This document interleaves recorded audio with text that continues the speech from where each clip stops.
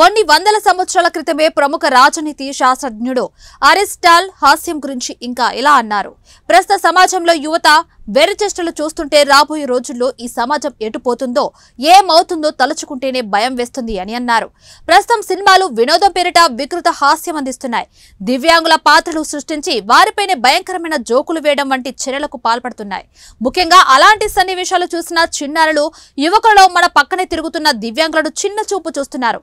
కుంటి, గుడ్డి, మూగ, చెవుడు లాంటి పాత్రల నుంచి వెగటు హాస్యం క్రియేట్ చేస్తున్న సన్నివేశాలు సభ్య సమాజానికి ఏం సందేశం ఇస్తాయో తెలియదు గాని ఇలాంటివి ప్రసారం చేసే సినిమాలు కూడా కామెడీగా భావించాలని చెబుతునే వాళ్ళను అనుమానాలకు గురి చేస్తున్నారు. అసలు ఇలాంటి సన్నివేశాల నుంచి హాస్యం పైకి బాగానే ఉన్న దివ్యాంగులు తమ మనసులలో ఎంతగా బాధపడతారో వాళ్లకు తెలియదు.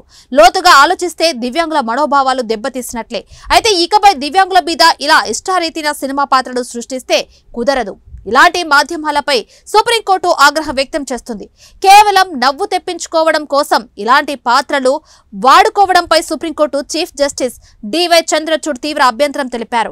వీటిపై కొన్ని మార్గదర్శకాలు కూడా విడుదల చేశారు. అలాగే అలాంటి పాత్రలు క్రియేట్ చేసే ముందు 1-2 సార్లు ఆలోచించుకోవాలన్నారు. అలాంటి పాత్రలను చూపించాల్సి వస్తే హుందాగా చూపించాలని, వారు స్ఫూర్తిదాయకంగా నిలిచే పాత్రలు మాత్రమే చేయాలని సూచించారు.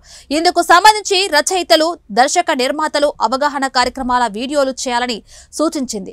బాలీవుడ్ లో ఇటీవల విడుదలైన ఆంక్ బిచోలి సినిమాలో దివ్యాంగులను కించపరిచేలా సన్నివేశాలు ఉన్నాయని నిపుణ్ మల్హోత్రా అనే వ్యక్తి పిటిషన్ దాఖలు చేశారు.